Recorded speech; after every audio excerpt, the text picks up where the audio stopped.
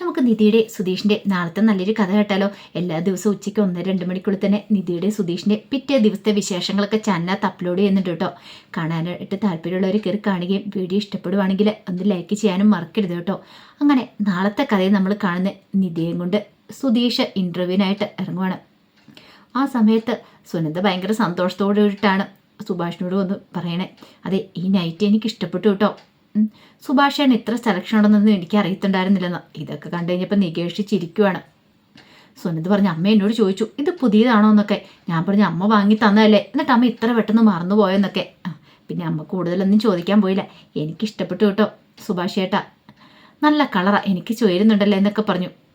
സുഭാഷിന് എന്ത് ചെയ്യണമെന്ന് അറിയില്ല. സുഭാഷ് വല്ലാത്തൊരു അന്താളിപ്പോട് കൂടിയിട്ട് സുനന്ദയെ നോക്കി. സുനന്ദ ഭയങ്കര സന്തോഷത്തോടെ അങ്ങോട്ട് പോയി. അതും കൂടെ കണ്ടു കഴിഞ്ഞപ്പോൾ തന്നെ നികേഷിന് ചിരി വന്നു. സുധീഷ് നിധിക്ക് വേണ്ടി എടുത്ത നൈറ്റിയാണ്. പക്ഷെ സുനന്ദയുടെ വിചാരം അത് സുനന്ദയ്ക്ക് വേണ്ടി സുഭാഷ് എടുത്താന്നുള്ളതാണ്. പിന്നീട് കുറച്ച് കഴിഞ്ഞപ്പോഴത്തേനും നിധിയെയും കൂട്ടിക്കൊണ്ട് സുധീഷ് കൺസ്ട്രക്ഷൻ കമ്പനിയുടെ അങ്ങോട്ടേക്ക് വരുവാണ്. അങ്ങനെ വന്നു കഴിഞ്ഞിട്ട് അവിടെ ബൈക്കിന് ഇറങ്ങി കഴിഞ്ഞപ്പോൾ നിധി അവിടെ എല്ലാം നോക്കണം. നിധിക്ക് ഭയങ്കര ഇഷ്ടപ്പെട്ടു. നിധി സുധീഷിനോട് പറഞ്ഞു, എന്തൊരു വലിയ കമ്പനിയല്ലേ. അതേ സുധീഷ്, ഈ കമ്പനിയിലെ ഇൻ്റർവ്യൂ എന്ന് പറഞ്ഞു കഴിഞ്ഞപ്പോൾ തന്നെ ഞാൻ ഈ കമ്പനിയുടെ റിവ്യൂസും കാര്യങ്ങളൊക്കെ നോക്കിയായിരുന്നു. നല്ല റിവ്യൂസും കാര്യങ്ങളാണെന്നൊക്കെ പറഞ്ഞു. സുധീഷിന് ടെൻഷനായി. എൻ്റെ ദൈവമേ, ഇതുവരെയായിട്ട് ഫ്രണ്ടിനെ വിളിച്ചിട്ട് അവൻ കോൾ എടുത്തിട്ടില്ല. ഇനിയിപ്പോൾ എന്താ ചെയ്യുന്നേ? ഒരു പക്ഷേങ്കിൽ അവൻ കോൾ എടുത്തില്ല, പണി പാളും. പെട്ടെന്ന് സുധീഷ് അങ്ങോട്ട് മാറിപ്പോയിട്ട് അവനെ വിളിക്കുവാണ്. എന്ത് ചെയ്യണമെന്നറിയില്ല. കാരണം മെസ്സേജ് അയച്ചിട്ട് അതുപോലും കണ്ടിട്ടില്ല. ഒടുവിൽ അവൻ കോൾ എടുത്തു. ഫ്രണ്ട് കോൾ എടുത്തു കഴിഞ്ഞപ്പോഴത്തേനും സുധീഷ് പറഞ്ഞു, എടാ എന്താ അത്?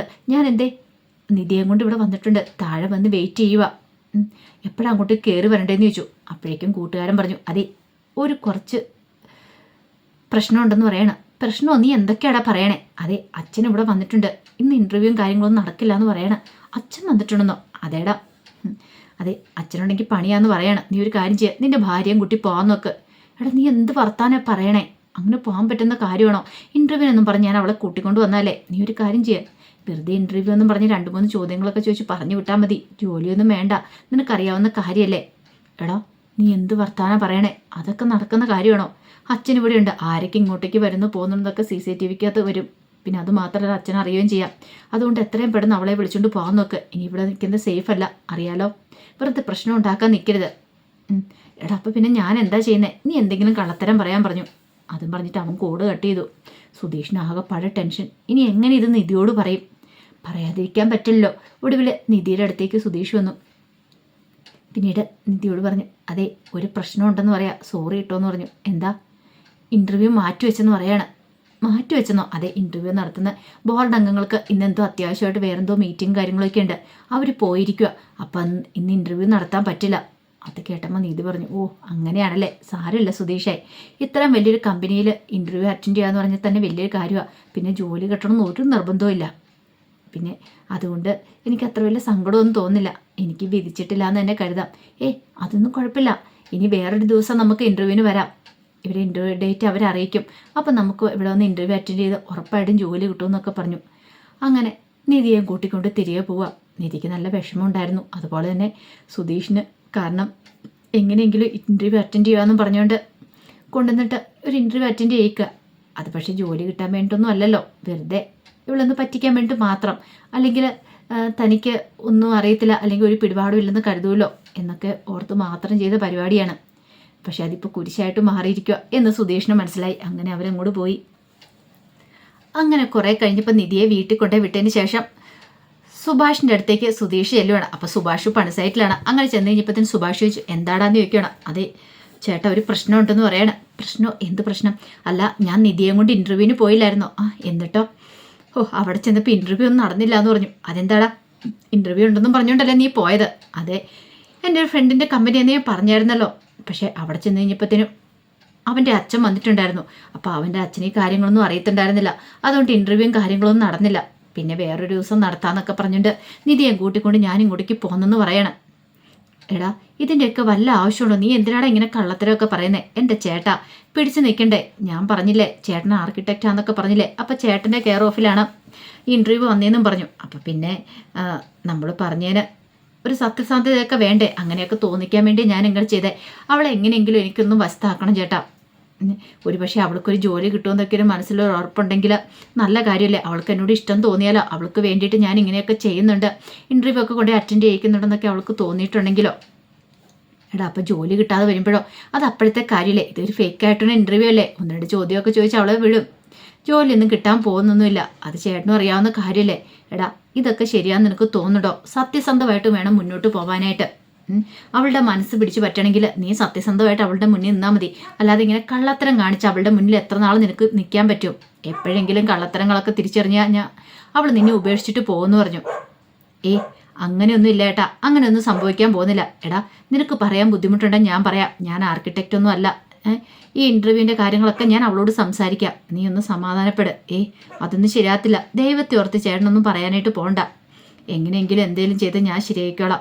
കുറച്ച് ദിവസം കഴിഞ്ഞ് കഴിയുമ്പോഴത്തേനും വീണ്ടും അവളെ ഒന്ന് കൊണ്ടുപോകും, ഇൻ്റർവ്യൂ ആണെന്നും പറഞ്ഞുകൊണ്ട് അവളവിടെ കൊണ്ടുപോയി ഒന്ന് രണ്ട് ചോദ്യങ്ങളൊക്കെ എൻ്റെ കൂട്ടുകാരൻ അവളോട് ചോദിക്കും. അതോടുകൂടി അവൾക്കൊരു വിശ്വാസമൊക്കെ എന്നിലൊക്കെ വരും. പിന്നെ ജോലിയുടെ കാര്യം അത് പിന്നത്തെ കാര്യമല്ലേ, സമാധാനം ഉണ്ടല്ലോ എന്നൊക്കെ പറഞ്ഞു. പക്ഷേ സുഭാഷിന് ഭയങ്കര ടെൻഷനായിരുന്നു. സുഭാഷ് ആകുന്ന സുധീഷിനോട് പറഞ്ഞു, ഇങ്ങനെയൊന്നും ചെയ്യില്ല, കള്ളത്തരമൊന്നും കാണിക്കരുത്, ശരിയല്ലെന്ന്. പക്ഷേ സുധീഷിനതൊന്നും കേൾക്കാൻ പറ്റുന്നുണ്ടായിരുന്നില്ല. സുധീഷിൻ്റെ വിചാരം ഇങ്ങനെ കള്ളത്തരമൊക്കെ പറഞ്ഞ് അവളുടെ മുന്നിൽ പിടിച്ചു നിൽക്കണം, ഇച്ചിരി ബിൽഡപ്പൊക്കെ കൊടുത്ത് നിൽക്കണം, അവൾ വലിയ വീട്ടിലെ കുട്ടിയല്ലേ, അല്ലെങ്കിൽ പിന്നെ തന്നെ ഇട്ടിട്ട് പോകുമെന്നൊരു പേടി കാരണമാണ് സുധീഷ് ഇങ്ങനെയൊക്കെ ചെയ്യുന്നത്. സുധീഷ് പിന്നീട് അങ്ങോട്ട് പോയി കഴിഞ്ഞപ്പോൾ സുഭാഷിന് ഭയങ്കര ടെൻഷനായി. ഇതേ സമയത്ത് നിധിയുടെ അടുത്തേക്ക് നികേഷ് വന്നു, 2 ജ്യൂസൊക്കെ വാങ്ങിച്ചോണ്ടാ വരുന്നത്. ഇതെന്താടെ ജ്യൂസൊക്കെ? അതെ, നിധി ചേച്ചി ഇൻ്റർവ്യൂ ഒക്കെ കഴിഞ്ഞ് മടുത്ത് വന്നിരിക്കല്ലേ, അതുകൊണ്ടാണ് ഞാൻ ജ്യൂസ് വാങ്ങിച്ചോണ്ട് വന്നേ. എനിക്ക് ഒരെണ്ണം വാങ്ങിച്ചു, അപ്പോൾ ചേച്ചിക്ക് ഒരെണ്ണം വാങ്ങി, ഇത് കുടിക്കാനും പറഞ്ഞുകൊണ്ട് ഒരു ജ്യൂസ് അങ്ങോട്ട് കൊടുത്തു. പിന്നീട് ജ്യൂസൊക്കെ കുടിച്ച് അവരിങ്ങനെ സംസാരിക്കുന്ന സമയത്ത് നിധി ചോദിച്ചു, അല്ല നിനക്കിന്ന് ലീവാണല്ലോ, എന്നിട്ട് എന്താണ് നിൻ്റെ ഫ്രണ്ട്സിനെ ആരും ഇങ്ങോട്ട് കാണുന്ന പോലും ഇല്ലോ, നിൻ്റെ ഫ്രണ്ട്സ് ആരും നിന്നെ കാണാനായിട്ട് ഇങ്ങോട്ട് വരത്തില്ലേ എന്നൊക്കെ ചോദിച്ചു. അപ്പോഴേക്കും നികേഷ് പറഞ്ഞു, ആര് വരാനായിട്ട്? അപ്പോഴേക്കും നിധി പറഞ്ഞു, എൻ്റെ വീട്ടിലെങ്ങാനും ആയിരിക്കണം, ഒരു ലീവ് കിട്ടിയിട്ടുണ്ടെങ്കിൽ ഇഷ്ടം പോലെ എൻ്റെ ഫ്രണ്ട്സ് വീട്ടിൽ വരും, പിന്നെ ഞാൻ അവരുടെ അടുത്തേക്കും പോകും. എനിക്ക് ഭയങ്കര സന്തോഷമുള്ളൊരു കാര്യം എൻ്റെ ഫ്രണ്ട്സൊക്കെ വീട്ടിൽ വരുന്നത്. അല്ല ഇതെന്താടാ ഇവിടെ വരാത്തതെന്ന് ചോദിച്ചു. ആര് വരാനായിട്ടാ, എൻ്റെ ഫ്രണ്ട്സ് ഒന്നും ഇങ്ങോട്ട് വരത്തില്ല, അതുപോലെയല്ലേ ഈ വീടെന്ന് പറയണം, അതെന്താ അങ്ങനെ? ഇനിയിപ്പോൾ വന്നാൽ പോലും എൻ്റെ ഫ്രണ്ട്സൊക്കെ അതെ അവിടെ പുറത്ത് നിൽക്കുകയുള്ളൂ, വീടിനകത്തേക്കൊന്നും കയറത്തില്ല, എൻ്റെ വീടിൻ്റെ അവസ്ഥ അതല്ലേ എന്ന് ചോദിക്കുകയാണ്. അതെന്താടാ വീടിൻ്റെ അവസ്ഥ? അതെ പെണ്ണുങ്ങൾ വാഴാത്ത വീടല്ലേ ചേച്ചി, ഇങ്ങോട്ടേക്ക് ആരെങ്കിലും വരുമോ എന്ന് ചോദിക്കുക. ഈ വീടിനെക്കുറിച്ച് തന്നെ പുറത്ത് അങ്ങനെയൊരു കാര്യങ്ങളൊക്കെ പറഞ്ഞു കേട്ടിരിക്കുന്നത്. കാര്യങ്ങളോ? എന്ത് കാര്യങ്ങൾ? അല്ല ചേച്ചി എന്നെ കണ്ടിട്ടില്ല, നമ്മൾ പുറത്ത് പോകുന്ന സമയത്ത് ഓരോരുത്തരൊക്കെ ചിരിക്കുന്നത്, ഓരോരുത്തർ കളിയാക്കി ഓരോന്നൊക്കെ പറഞ്ഞുകൊണ്ടിരിക്കണേ, അത് ഞാൻ ശ്രദ്ധിക്കാറുണ്ട്. എന്താടാ സത്യത്തിൽ എനിക്കൊന്നും അങ്ങോട്ടും മനസ്സിലാകുന്നില്ല.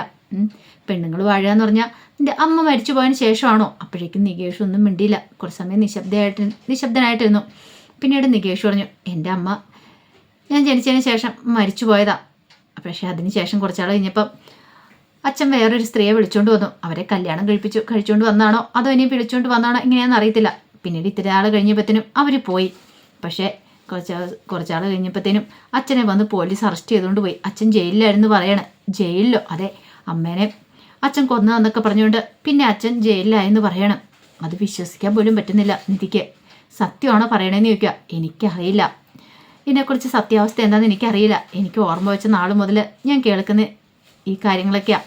പിന്നെ അമ്മ മരിച്ചു പോയെന്നൊക്കെ പറയുന്ന സമയത്ത് ഞാൻ കുഞ്ഞായിരുന്നു, ഞാൻ ജനിച്ച് കുറച്ച് നാളുകൾക്കുള്ളിൽ നടന്ന സംഭവങ്ങൾ ഇതൊക്കെ. പക്ഷേങ്കിൽ എനിക്ക് ഓർമ്മ വെച്ച നാൾ മുതൽ ആൾക്കാരൊക്കെ ഓരോന്ന് പറയുന്നത് കേട്ടാൽ ഞാൻ വളർന്നു വരുന്നേ. ഈ കുടുംബത്തോട് തന്നെ എല്ലാവർക്കും പുച്ഛമാണ്, ഈ വീട്ടുകാരുടെ തന്നെ. അല്ല ഇതൊന്നും സുധീഷേട്ടൻ ചേച്ചിയോട് പറഞ്ഞിട്ടില്ലേ? ഇല്ല പറഞ്ഞിട്ടില്ല. ചിലപ്പോൾ ഇനിയിപ്പം നല്ല കാര്യമൊന്നും അല്ലല്ലോ ഇത്, അതുകൊണ്ടായിരിക്കും ചേച്ചിയോട് പറയാത്തതെന്നൊക്കെ പറഞ്ഞു. അതൊക്കെ ഒരു പുതിയ അറിവായിരുന്നു നിധിക്ക്. അല്ല ശരിക്കും നിൻ്റെ അച്ഛനെ കൊന്നതാണോ എന്ന് ചോദിക്കുക. അതിനെക്കുറിച്ചൊന്നും എനിക്കറിയില്ല ചേച്ചി എന്നൊക്കെ പറഞ്ഞു. അപ്പോഴേക്കുമാണ് സുഭാഷ് അങ്ങോട്ടേക്ക് വരുന്നത് ജോലി സ്ഥലത്തുനിന്ന്. സുഭാഷ് വന്നു കഴിഞ്ഞപ്പോഴത്തേനും രണ്ടുപേരും പിന്നെ ആ സംസാരം നിർത്തി. സുഭാഷ് വന്നിട്ട് ചോദിച്ചു, ഇതെന്താടാ നികേഷേ, നീ നിധിയെ ഇവിടെ ഇരുത്തി സംസാരിക്കണമെന്ന് ചോദിക്കുക. അല്ല ഞാനും നിധി ചേച്ചിയും കൂടെ വെറുതെ ഇവിടെ ഇരുന്ന് സംസാരിച്ച, നല്ല വെയിലുണ്ട്, ഇവിടെ വന്നിരിക്കേണ്ട വല്ല കാര്യം ഉണ്ടായിരുന്നോ? അകത്ത് കയറി സംസാരിക്കാൻ മേലായിരുന്നു എന്ന് ചോദിച്ചു. നിധി പറഞ്ഞു, അതൊന്നും പ്രശ്നമില്ല എന്ന് പറയണം. എന്നാ ബാ അകത്തേക്ക് കയറി വരാൻ പറഞ്ഞിട്ട് കയറാൻ തുടങ്ങുമ്പോഴത്തേനും നിധി സുഭാഷിനോട് ചോദിച്ചു, അല്ല സുഭാഷ് ഏട്ടാ, സുഭാഷ് ഏട്ടൻ എന്നെ ഇൻ്റർവ്യൂവിനെ പറ്റി ഒന്നും ചോദിച്ചില്ലോ എന്ന് പറയണം. സുഭാഷ് ഒരു നിമിഷം ഒന്ന് ഞെട്ടി. സുഭാഷ് പറഞ്ഞു, അത് പിന്നെ ഞാൻ ആ സമയത്ത് നിധി പറഞ്ഞു ഇൻ്റർവ്യൂവിന് ചെന്നിട്ടുണ്ടായിരുന്നു സുഭാഷ് ഏട്ടൻ പറഞ്ഞ സ്ഥലത്ത്, പക്ഷെ അവിടെ ചെന്ന് കഴിഞ്ഞപ്പോഴത്തേനും ഇൻ്റർവ്യൂ ഒന്നും നടക്കില്ലെന്ന്, അവർ വേറെ എവിടെയെങ്കിലും പോയേക്കുമെന്ന്, വേറൊരു ദിവസം നടത്താമെന്ന്. അതെ എനിക്ക് ഈ ജോലി കിട്ടുമോ സുഭാഷ് ഏട്ടാ, എനിക്ക് നല്ല ടെൻഷൻ ഉണ്ടെന്നൊക്കെ പറയണം. സുഭാഷ് ചേട്ടൻ പറഞ്ഞെടുത്ത് തന്നെ ഞാൻ ഇൻ്റർവ്യൂവിന് പോയത്. ഒരു പക്ഷേ സുഭാഷിൻ്റെ റെക്കമെൻഡേഷൻ ഉണ്ടെങ്കിൽ എനിക്ക് ഉറപ്പായിട്ടും ഈ ജോലി കിട്ടുമെന്നൊക്കെ പറയണം. സുഭാഷ് ആകെപ്പാടെ പെട്ടുപോയി. സുഭാഷിനെ അറിയത്ത് പോലും ഇല്ല അതിനെക്കുറിച്ചൊന്നും. പെട്ടെന്ന് സുഭാഷ് പറഞ്ഞു, അതെ എൻ്റെ കൂടെ ഒരു സ്ഥലം വരാൻ പറ്റുമോ എന്ന് ചോദിക്കുകയാണ്. എവിടെയാ സുഭാഷ് ചേട്ടാ? ഇപ്പം തന്നെ പോയിട്ട് വരാമെന്ന് പറഞ്ഞു. ശരി വരാമെന്ന് പറയണം. പിന്നീട് നികേഷിനോട് പറഞ്ഞു, ദേ വീട് നോക്കിക്കണം, ഞങ്ങൾ പോയിട്ട് വരാമെന്ന് പറയണം. അതിനുശേഷം സുഭാഷ് ഒരു ഓട്ടോറിക്ഷ വിളിച്ചു. സുഭാഷും നിധിയും കൂടെ പോവാണ്. അങ്ങനെ പോകുന്നതെന്ന് പറഞ്ഞ് സുഭാഷ് ജോലി ചെയ്യുന്ന ആ പണി സൈറ്റിലേക്കാണ് ചെല്ലുന്നത്. അവിടെ ചെന്ന് കഴിഞ്ഞപ്പോഴത്തേനും അവിടെ സുഭാഷിനോടൊപ്പം വേറെ ജോലി ചെയ്യുന്ന ആൾക്കാരൊക്കെ ഉണ്ടല്ലോ. ഒരു ഭായി ഉണ്ട്. ഭായി വന്നിട്ട് ചോദിച്ചു, ഇതാണോ സുധീഷിൻ്റെ വൈഫാണോന്ന് ചോദിച്ചു. അതെ സുധീഷിൻ്റെ വൈഫാന്നൊക്കെ പറയണം. അതിനുശേഷം സുഭാഷ് അയാളോട് പറഞ്ഞതേ കുറച്ച് ജോലി അവിടെ ഉണ്ട്, നീ അതെ പോയി ചെയ്യാനും പറഞ്ഞിട്ട് അവനെ അങ്ങോട്ട് പറഞ്ഞു വിട്ടു. അവനങ്ങോട്ട് പോയി കഴിഞ്ഞപ്പോഴത്തേനും നിധി പറഞ്ഞു, കൊള്ളാലോ, അല്ല ഇത് ഈ കെട്ടിടമൊക്കെ ഡിസൈൻ ചെയ്തൊക്കെ ഇത് സുഭാഷ് ചേട്ടൻ അല്ലേന്ന് ചോദിക്കുകയാണ്. എനിക്കിഷ്ടപ്പെട്ടു, നല്ല ഭംഗിയുണ്ട് കാണാനായിട്ട്. അപ്പോൾ വലിയ ആർക്കിടെക്റ്റ് തന്നെയല്ല എന്നൊക്കെ പറയുകയാണ്. നിധിക്ക് ഭയങ്കര മതിപ്പായിരുന്നു സുഭാഷിനോട്. സുഭാഷ് എന്ത് ചെയ്യണമെന്ന് അറിയത്തില്ല നിൽക്കുക. അപ്പോഴേക്കും നിധി പറഞ്ഞു, എനിക്ക് ഉറപ്പുണ്ട് സുഭാഷ് ചേട്ടൻ്റെ റെക്കമെൻഡേഷൻ ഉണ്ടെങ്കിൽ എനിക്ക് കമ്പനിയിൽ കൺസ്ട്രക്ഷൻ കമ്പനിയിൽ ജോലി കിട്ടുമെന്നുള്ള കാര്യം ഉറപ്പാണ്. പിന്നെ സർട്ടിഫിക്കറ്റിൻ്റെ കാര്യം അത് സുഭാഷ് ചേട്ടനെന്ന് പറഞ്ഞാൽ മാത്രം മതി എന്നൊക്കെ ഇങ്ങനെ പറയാണ്. സുഭാഷിന് ആകെപ്പാടെ ടെൻഷനായി. എന്ത് ചെയ്യണമെന്ന് പോലും അറിയില്ല. എന്ത് ചെയ്യാനാ, എന്ത് പറയാനാ. ഈ സമയത്ത് നിധി പറഞ്ഞു, സർട്ടിഫിക്കറ്റ് ഇല്ലോന്ന് ഓർത്തൊരു വിഷമവും കാര്യങ്ങളൊക്കെ എനിക്കുണ്ടായിരുന്നു. പക്ഷേ സുഭാഷ് ചേട്ടന് അത്രയും വലിയൊരു കമ്പനിയിൽ എനിക്ക് വേണ്ടി റെക്കമെൻഡ് ചെയ്തല്ലോ, അത് തന്നെ ഒരു വലിയ ഭാഗ്യമായിട്ട് ഞാൻ കരുതുന്നതെന്നൊക്കെ പറയണം. ഇതെല്ലാം കേട്ട് കഴിഞ്ഞപ്പം സുഭാഷ് പറഞ്ഞു, അതെ എനിക്ക് നിന്നോടൊരു കാര്യം പറയാനുണ്ട് നിധി എന്ന് പറയണം. നിധി ചോദിച്ചു, എന്താ സുഭാഷ് ചേട്ടാ? നീ കരുതുന്ന പോലെ ഞാനൊരു ആർക്കിടെക്റ്റ് അല്ലെന്ന് പറയണേ. ആർക്കിടെക്റ്റ് അല്ലെന്നോ? എന്തൊക്കെയാ സുഭാഷ് ചേട്ടാ പറയണേ? സുധീഷ് അങ്ങനെയാണല്ലോ പറഞ്ഞേ, സുഭാഷ് ചേട്ടൻ ആർക്കിടെക്റ്റ് ആണെന്നാണല്ലോ. അപ്പോൾ ഇതൊക്കെ ഡിസൈൻ ചെയ്ത് സുഭാഷ് ചേട്ടൻ അല്ലേ? അല്ല എന്ന് പറയണം. ഇതൊക്കെ ഡിസൈൻ ചെയ്ത വേറെ എഞ്ചിനീയർമാരാ, ഞാനിവിടുത്തെ വെറും ഒരു മേസ്തിരി മാത്രമാണ്. എൻ്റെ കീഴിൽ കുറച്ച് പണിക്കാരൊക്കെ ഉണ്ട്, ഞാൻ പണിയെടുത്തിട്ട് ഓരോ പണികളൊക്കെ ഇങ്ങനെ ചെയ്യുന്നൊരു മേസ്തിരി മാത്രമാണെന്ന് പറഞ്ഞു. അത് കേട്ടപ്പം നിധി ഒരു നിമിഷം ഞെട്ടി. അപ്പോഴേക്ക് സുഭാഷ് പറഞ്ഞു, സുധീഷ് എന്തുകൊണ്ടാണ് നിന്നോട് അങ്ങനെ പറഞ്ഞതെന്ന് എനിക്കറിയില്ല. അവൻ പക്ഷേ നല്ലവനാ, അവന് നല്ല ടെൻഷനുണ്ട്. കാരണം ഞങ്ങളുടെ കുടുംബത്തെക്കുറിച്ച് നിനക്കറിയാലോ, ഓരോരുത്തരും ഓരോ അഭിപ്രായങ്ങളും എപ്പോഴും പറയണേ, നല്ലതാരും പറയണില്ല. പക്ഷേ അവനങ്ങനെയല്ല, അവന് ഭയങ്കര ടെൻഷൻ. അതൊക്കെ കേട്ട് കഴിയുമ്പോൾ സങ്കടം വരും. അതുകൊണ്ട് അവനറിയാവുന്നവരൊക്കെ തൻ്റെ കുടുംബത്തെക്കുറിച്ചും തങ്ങളെക്കുറിച്ചും ഒക്കെ നല്ല രീതിയിൽ തന്നെ പുകഴ്ത്തിയേ പറയാറുള്ളേ. ചിലപ്പോൾ അങ്ങനെ പറഞ്ഞായിരിക്കും അവൻ നിന്നോട് ഞാൻ വലിയ ആർക്കിടെക്റ്റാ മേസ്തിരിയാന്ന് പറയാനായിട്ട് അവന് നാണക്കേട് കാണുമായിരിക്കും. നീ അതൊന്നും കാര്യമായിട്ട് എടുക്കണ്ട. പിന്നെ ഞാൻ പറഞ്ഞിട്ടൊന്നും അല്ല അവൻ നിന്നെ ഇൻ്റർവ്യൂവിനെന്ന് പറഞ്ഞ് കൂട്ടിക്കൊണ്ട് പോയിരിക്കുന്നത്. എനിക്കവരെ അറിയത്തു പോലും ഇല്ല.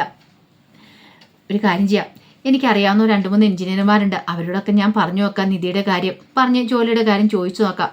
പക്ഷേ അല്ലാത്തപടി എനിക്കൊന്നും ഇതിനെക്കുറിച്ചൊന്നും അറിയില്ല. ഇനിയിപ്പോൾ ഇത് ഞാൻ തുറന്നു പറഞ്ഞില്ലെങ്കിൽ നിന്നെ വഞ്ചിക്കുന്നതിന് തുല്യമല്ലേ. ഇനിയെങ്കിലും സത്യാവസ്ഥകളൊക്കെ തുറന്നു പറയണമെന്ന് കരുതിയിട്ടാ ഞാൻ ഇങ്ങോട്ട് കൂട്ടിക്കൊണ്ട് വന്നതെന്നൊക്കെ പറയാണ്. സോറി കേട്ടോ നിധി, എന്നോട് ക്ഷമിക്കണമെന്ന് പറയണം. അത് കേട്ടപ്പോൾ നിധി പറഞ്ഞു, സുഭാഷ് ചേട്ടൻ എൻ്റെ അടുത്ത് സോറി പറയാനോ? സാരമില്ല സുഭാഷ് ചേട്ടാന്ന് പറഞ്ഞു. നിധിക്ക് സങ്കടം കൊണ്ട് കണ്ണ് നിറഞ്ഞു വരുന്നുണ്ടായിരുന്നു. നീ പേടിക്കണ്ട, അധികം വൈകാതെ നിനക്കൊരു ജോലി കിട്ടുമെന്നൊക്കെ പറഞ്ഞു. എന്നാലും എനിക്കെന്തോ വല്ലാത്ത ടെൻഷനുണ്ട് സുഭാഷ് ചേട്ടാ. സാരമില്ല, വിഷമിക്കണ്ട, നമുക്കൊരു ജ്യൂസ് എന്തെങ്കിലും കുടിച്ചാലോ എന്ന് പറയണേ. വേണ്ട, ഞാൻ പോയിക്കോളാന്ന് പറയണേ. അത് കേട്ടപ്പം സുഭാഷിന് ഭയങ്കര ടെൻഷനായി. നിധി അങ്ങനെ വിഷമിച്ചു പോവാ. നിധി പ്രതീക്ഷിച്ച പോലെ ഒന്നും അല്ല കാര്യങ്ങളെന്നുള്ള കാര്യം നിധിക്ക് മനസ്സിലായി. കുറച്ച് കഴിഞ്ഞപ്പോഴത്തേന് നിധി ഇങ്ങനെ നടന്നു പോരുന്ന വഴിക്കാണ് സുധീഷ് ബൈക്കും കൂടെ അങ്ങോട്ട് വരുന്നുണ്ട്. നിധിയെ കണ്ടു കഴിഞ്ഞപ്പോഴത്തേനും സുധീഷ് പെട്ടെന്ന് ബൈക്ക് നിർത്തി. ഇതെന്താ നിധി, നീ എന്താ ഈ പുരുവേലത്ത് നടന്നു പോകുന്നേ? ഇതെന്ത് പറ്റി എന്നൊക്കെ ചോദിക്കണം. എന്തെങ്കിലും വാങ്ങിക്കാൻ ഇറങ്ങിയതാണോ? പറയുവാണെ ഞാൻ വാങ്ങിച്ചുകൊണ്ട് വരില്ലായിരുന്നോ എന്നൊക്കെ പറയണം. പക്ഷെ നിധി ഒന്നും കേൾക്കുന്നുണ്ടായിരുന്നില്ല. എന്താ നിധി, എന്ത് പറ്റി എന്നൊക്കെ ചോദിച്ചുകൊണ്ട് സുധീഷ് അടുത്തേക്ക് നിന്നു. എന്തേലും പ്രശ്നമുണ്ടോ? എന്തെങ്കിലും പ്രശ്നമുണ്ടോ എന്നോട് തുറന്നു പറ. അപ്പോഴേക്കും നിധി പറഞ്ഞു, നിങ്ങൾ കാരണം എനിക്ക് പ്രശ്നം, നിങ്ങളാണ് എല്ലാ പ്രശ്നത്തിനും കാരണം എന്ന് പറയണം. ഇത് കേട്ട് കഴിഞ്ഞപ്പോൾ സുധീഷ് ഞെട്ടിപ്പോയി. സുധീഷിനൊരു ടെൻഷനായി. ദൈവമേ, ഇനി തൻ്റെ കള്ളത്തരങ്ങളൊക്കെ പുറത്തായോ എന്നൊരു ചിന്ത മനസ്സിലേക്ക് വരുന്നുണ്ട്. അപ്പോൾ അതിൻ്റെ വിശേഷങ്ങളൊക്കെയാണ് കാണുന്ന നാളെ. ആ വിശേഷങ്ങൾക്കായി നമുക്ക് എല്ലാവർക്കും കാത്തിരിക്കാം കേട്ടോ. ഇതിൻ്റെ ബാക്കി വിശേഷങ്ങളുമായിട്ട് നാളെ ഉച്ചയ്ക്ക് വരാം. മറക്കാതെ എല്ലാവരും കയറി കാണാൻ ശ്രമിക്കണേ. ഒരിക്കൽ കൂടി എല്ലാവർക്കും ശുഭദിനം നേർന്നുകൊണ്ട് നിർത്തുന്നു. നന്ദി.